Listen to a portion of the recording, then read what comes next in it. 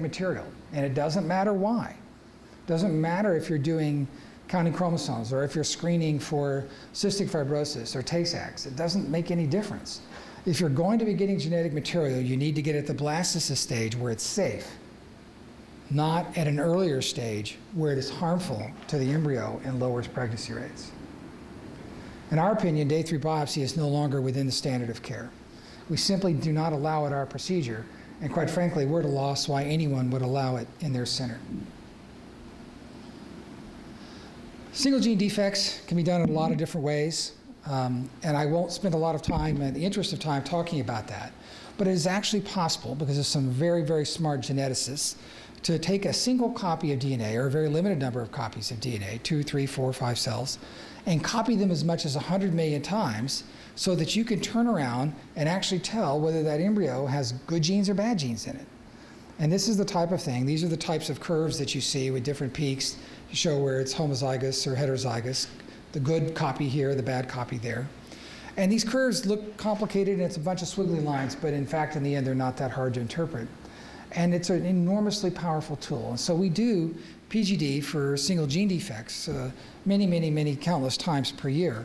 But it's certainly a well-controlled process. I will point out that if you biopsy on day 5, you get no result only about 4 or 4.5% of the time. Whereas when we have sent these biopsies out to reference labs in the past, from day 3 biopsy with a single cell, they get no result about 16% of the time. And in fact, the national average is about 20% of the time. And so once again, this argues against the use of day 3 biopsy, and it's why we don't do it. I'm not going to spend a great deal of time talking to you about translocations, but please just think of that as a time when young ladies' genetic material is kind of stuck together, or the young man's genetic material is stuck together. It has broken off and rearranged itself. And even though that individual is typically normal, at times they're at risk, even their children, for recurrent miscarriage, so they don't get children, or an abnormal child. And we can screen that now through very complicated and sophisticated arrays, but they've become very reliable. And in fact, the ongoing pregnancy rates from one try are greater than 80%. Greater than 80% of the patients will deliver from one attempt. And so what used to be an intractable problem, in fact, now becomes something that we can manage relatively straightforward. I'm going to spend the last of my 20 minutes or so talking to you about what makes an embryo competent. Many of you in this room have had to endure difficulty conceiving with significant fertility issues, and many of you have had to go through IVF in an effort to try to help build your family. And in that process, you must have inevitably learned that not every embryo makes a baby, in spite of the fact that they're pretty. This is an actual case. These are 3 embryos that were transferred back in the old days when we still did 3 embryo transfers, kind of historical times these days. So there they are. Which one made the baby? Can you tell by looking? Because I have to tell you, I've spent over 20 years in the lab, and they all look pretty good to me. In fact, this one made the baby. We know through fingerprinting. The other 2, that was probably the prettiest. If we were just transferring one, we would have probably transferred this one, did not ultimately implant to make a baby. These are the data from the most recent Center for Disease Control summary. And of almost 100,000 fresh IVF cycles begun, only 27,000 deliveries occurred. So it's an inefficient process. And in fact, it's even much more inefficient than that, because there were 206,000 embryos transferred in the United States and only 39,000 babies. So that tells you that only 19% or so of transferred embryos ultimately, even though the doctor and the embryologist and the people caring for the patient thought that they had significant opportunity to get pregnant with that embryo, otherwise they would not have transferred it. Even after making that grade, even after making that cut, only 1 in 5 or so turns into a baby. Does anybody know what the number of embryos that are created in IVF in this country ultimately result in children? 3%. 3% of embryos turn into babies. So we've been very inefficient. And part of that inefficiency is overcome with numbers, but it leaves you, as the couples going through this kind of care, or us, doing our very best to help you provide care, in a very difficult place at times. These are data that are now probably almost a decade old, but they're representative of the concept.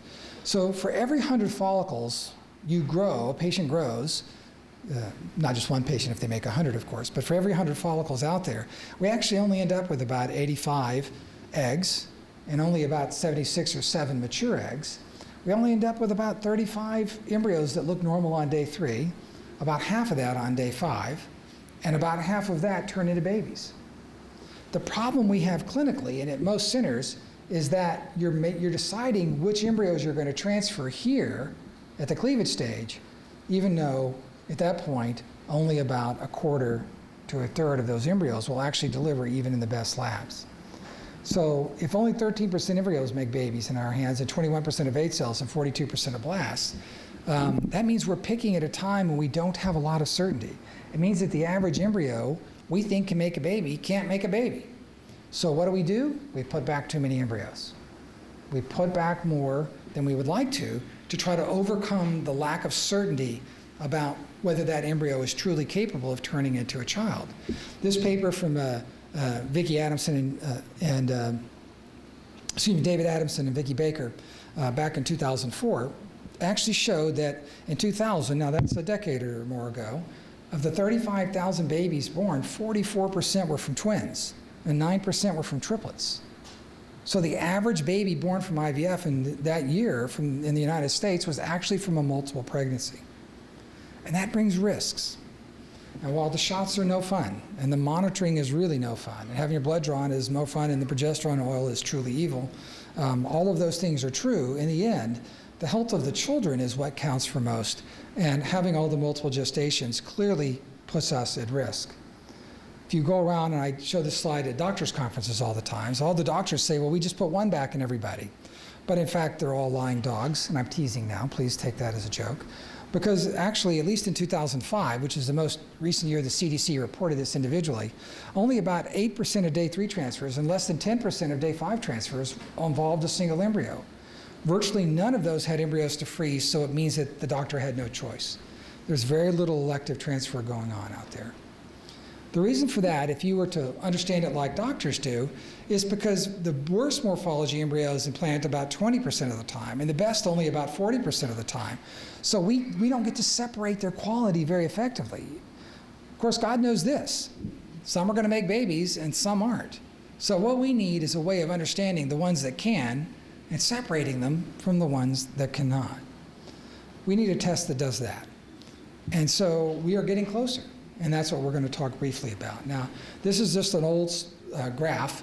This shows how as young ladies get older, their risk for Down syndrome and Turner syndrome and things go up. And it rises very, very rapidly beginning in your mid-30s and continues to rise into your mid-40s.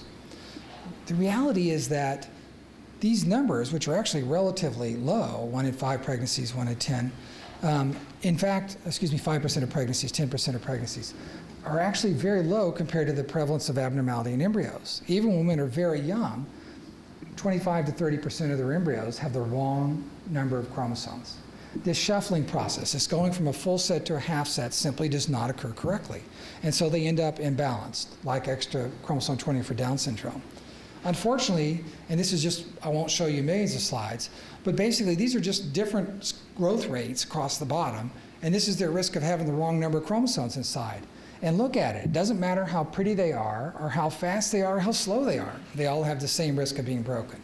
You cannot look at an embryo on day 3 and tell anything about its risk for genetic normality. If you look at the blastocyst stage, it's true, the better ones, which are the 4s, 5s, and 6s, are a little bit lower risk than the slow ones, the 1s, 2s, and 3s. But the difference between the best and the worst group is only about 15%, and that's not enough to pick the one if you've got 5 blasts. The appearance of the embryo under the microscope does not help us. If I were to ask you, if you took 1,000 embryos from 25-year-olds, and 1,000 from 35-year-olds, and 1,000 from 45-year-olds, and ask you who was prettiest in vitro, in the culture, in the laboratory, whose would you say is prettiest? The answer is the 45-year-olds. They certainly do not have the best opportunity of conceiving, right? And so there's much more to this than appearance, and our patients get very hung up on the appearance of the embryos, and it's important for some things, but it's not as important as we would like. We initially tried to do this with fish. This is where we counted chromosomes.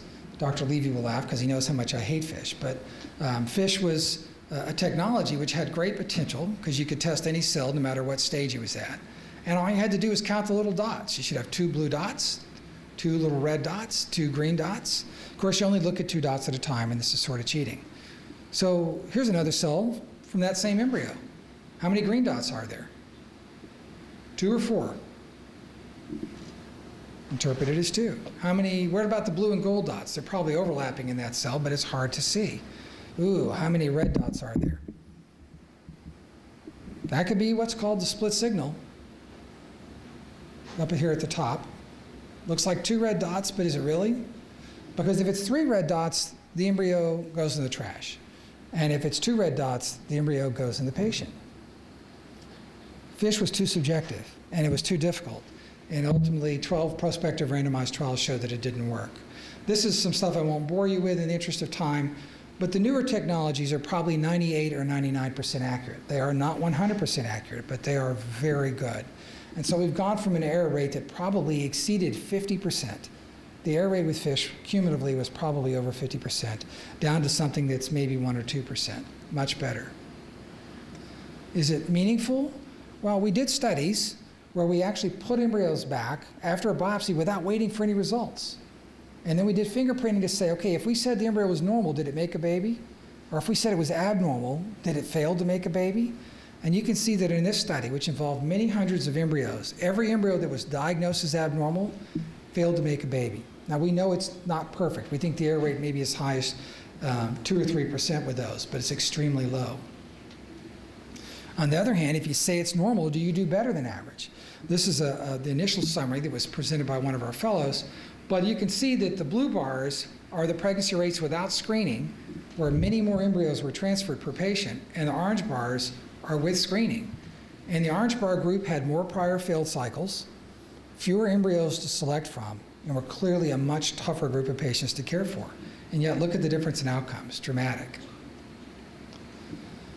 We also needed to show that you're not picking the same embryos no matter what. You had to pick different embryos. In other words, if you would normally pick those based on morphology, if you apply a screening test, at least some of the time you have to pick a different embryo, because that's your only opportunity to actually improve outcomes. So we did a randomized trial, and we showed that, in fact, with very large numbers, that the group that had PGD had a higher delivery rate, almost half again as high as those that did not, both on the implantation rate basis. The differences were greatest in the older patients, right, because they have more aneuploidy, and the overall delivery rate for the groups as a whole. So there's substantial advantages to having embryos screened. Now, we've got almost 3,600 babies total now in multiple centers where we have used these technologies. Of those, we have 5 misdiagnoses. I want to emphasize that these techniques are not perfect. Now, that is dramatically lower than the 25 to 30 to maybe in some circumstances 50% risk of a bad abnormality. Here it's about 0.2%. But of those, 2 were, actually I'll go through them this way. 1 was tetraploid, had 2 complete copies of the genome. So instead of having 46 chromosomes, the baby had 92. These techniques won't detect that, so that's a true failure. The trisomy 13 and the Turner syndrome, which is missing an X, those are 2 abnormalities which were due to something called mosaicism, a mix of good and bad cells in the embryo. It is not a fault of the technology, but it is still a clinical misdiagnosis. And the last 2 were laboratory errors, one in a laboratory in Texas that loaded the tubes wrong because it was videoed. We had proof it was loaded wrong. And one where they had thawed the embryos for another opportunity at conception, and they thawed the wrong embryo. They thawed one of the abnormals, not the normal. Very, very tragic circumstance. But again, not a lab error. So the error rate clinically is about 0.2%. But here's the bad part, and here's going to be the good part. In the end, when we went back and we looked at the randomized trial data, the group that had PGD, even though they had fewer embryos, less than 2 per patient on average, the twin risk was 72%. Now remember that the principal complication of what I do to try to help folks like you conceive is twins. In the end, that day you hate me for the shots, but when you haven't had any sleep for 6 weeks, you hate me for the twins. I'm just teasing. I don't think anybody hates their twins. And we never cry when people get twins, but we do prefer to have one baby at a time because it's safer. And so People have struggled forever to just put one back. But there are 6 randomized trials, and they all show lower delivery rates. People are not willing to get back almost a third of the pregnancies to avoid the twin risk. And at any given implantation rate, that's across the bottom, the bottom line is you get more higher implantations, better outcomes as you go left to right. And this is delivery rate on this axis. No matter how good it is, 2 does better than 1. But look at the yellow bars. That's the twin risk. Twins means more preterm delivery, more miscarriage, more risk for anomalies, more risk for all kinds of very serious issues. And so as this difference gets smaller and smaller up here in this right corner, then you're able to say, look, it's not better anymore. Maybe more pregnancies, but it's not more healthy babies. And so our goal has been to try to drive implantation rates by taking better care of patients and by better understanding the embryos up into the ranges where you can make that difference. Here's an abstract that Eric Foreman, our senior fellow, presented last year, showing that when we put one embryo back, we get very outstanding pregnancy rates in all age groups, including 42 and 43-year-olds, much better than when we don't screen. And so I think that we've changed now. We've made progress to the point where even without PGD, that there is never a reason to put more than 2 embryos at a time back into any patient in any age group. There is no reason to put people at risk for triplets anymore. Now, you can still have identical twinning. You can still have bad luck where you put back 2 and get 3, and it does happen every once in a great while. But the reality is that we can certainly do all we can to minimize that risk. So 2 at the most, anyone, any age group, any history in today's world. I believe that it's time to do all blastocyst transfers. We don't do any cleavage stage transfers because our ability to select is so much better. And if your culture system is adequate, if your laboratory is sufficient, you actually do attain better outcomes, and there are class 1 data for that. I think that single embryo transfer may soon be the standard of care.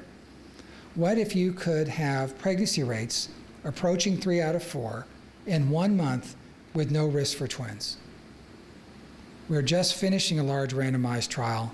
We'll show you those data within months as the study is finalized, but I can tell you that certainly in the first couple of transfers, I think the standard of care by fall will be to only put 1 back. So a sneak peek of the data is that 1 screened embryo does as well in youngsters as 2 regular embryos with no risk of twins, and it does better than 2 unscreened blasts in patients who are older. And so the standard of care is changing. I'm going to close, and I promise not to take more than 2 more minutes. I'm sorry if I've gone long. And talk about embryonic endometrial synchrony. Who ever even heard of that mouthful of silliness, right? Embryonic endometrial synchrony. This is not mainstream stuff that folks talk about, but it turns out to be, what was surprising to us, very, very important. And so this is a paper from Propus, published in Human Reproduction now 13, 14 years ago, that showed that there's a very narrow window of implantation, just 2 days wide, just 2 short days.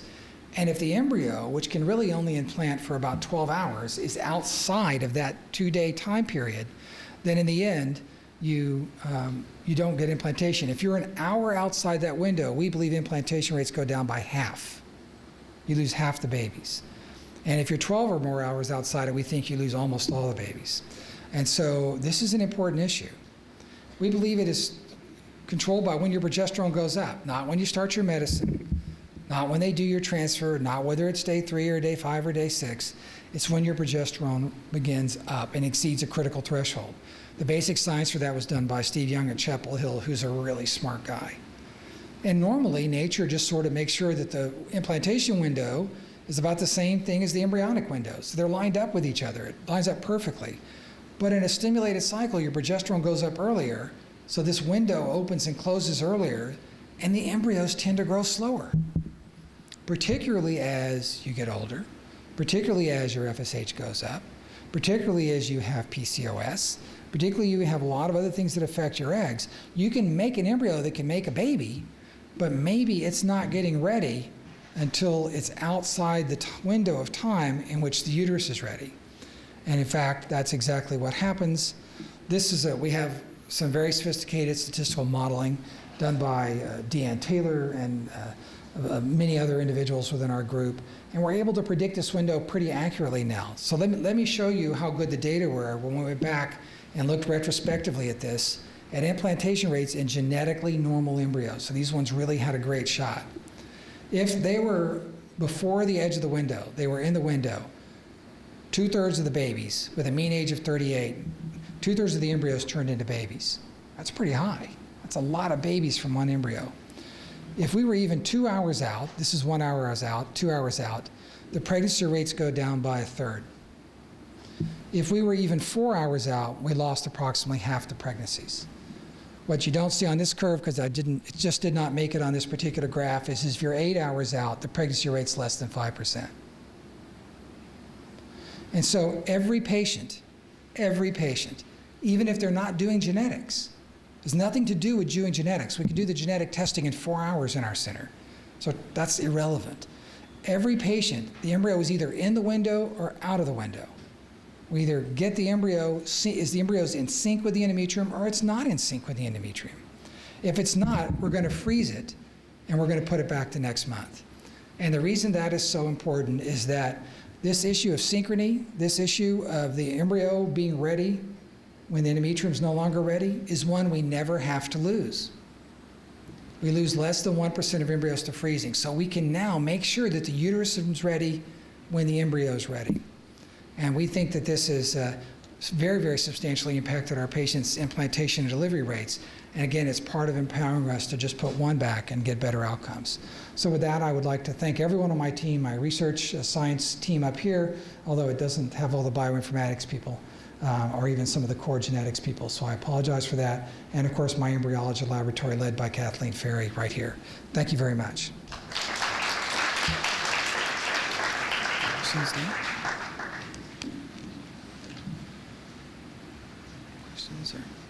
Thank you, Dr. Scott. I just want to remind everybody we're going to be breaking out now to the classes upstairs. We're going to be coming back down again to hear Dr. Grunfeld and Jens Weiss will be speaking, and we hope to have a surprise for everybody. It's everybody to come back. Also, we want to remind everyone there's a survey in the bag. Everyone should fill it out. It's not only for you to know what you gain, it's also for us to know how we can do it better. So please, if you fill it out and give it in.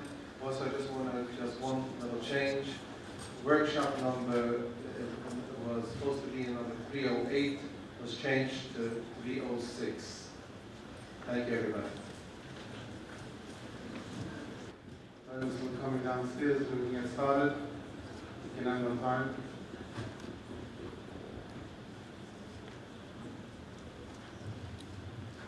My privilege and honor to call upon Dr. Grunfeld to give the last lecture of today's event. Dr. Grunfeld has been with the time how many years? 1990. About 13 years. And he's been with together with us, helping us out. 43.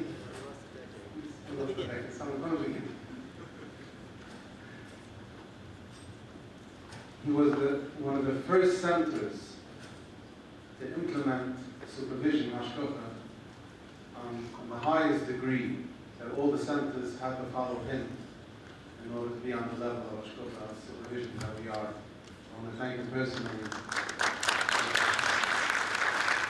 for helping us reach the goal that every center should understand the importance of the supervision that we have in all the centers. On that note, I call Dr. Grunfeld to give the last lecture. Thank you so much. Thank you so much. I remember when I started with A-Time, Linda Franco and I were just learning about the new thing called the internet, and we were trying to figure out how to do a chat room together. It was, we spent a lot of time answering questions on the internet. It was all brand new then. So what I'm going to speak about today is where IVF is going now. Through the distinguished lecturers that we've had today, I think you already heard a lot of what I'm going to say.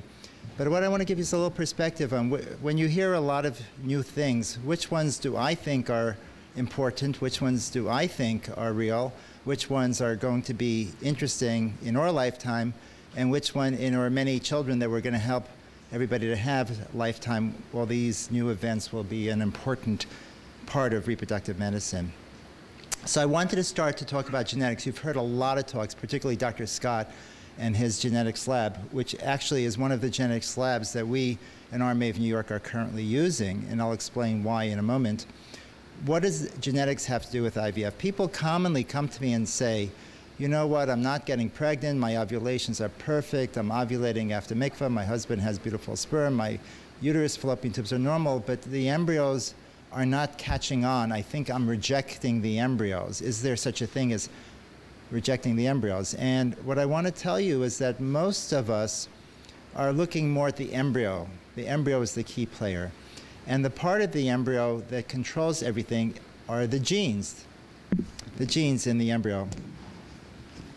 And I want to explain, since different people have different biology backgrounds, what genetics of an embryo development really is. So, as I mentioned, mostly when an embryo is not sticking to the uterus, with the exception of very clear uterine malformations, the cause of the embryo not sticking is the embryo itself is genetically abnormal. Now, of course, I'm assuming that you're going to very good reproductive medicine doctors who are checking the uterus to make sure the uterus is in good health. That goes without question.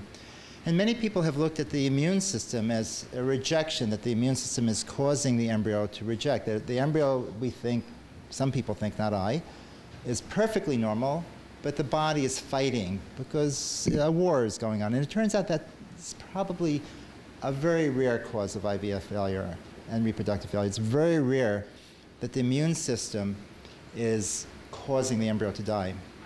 What about stress? Everybody knows that stress is bad for us. It can cause you to have a heart attack at a younger age if you have a very stressful life. IVF fertility treatments are very stressful. To go through fertility treatment is one of the major stresses, almost like, God forbid, a death to go through IVF. Well, we know that IVF causes stress. It's not exactly clear that stress will cause IVF to fail. Now, one of the reasons that we worked with the Hashgacha service going way, way back 15, 20 years is because we realized that there was one stress we could take away. If the patients were comfortable that the IVF was being done according to halacha and that the embryos were definitely supervised the whole way, it was one less stress. And we actually published that very early on, that having a mashgiach in the laboratory actually decreases stress.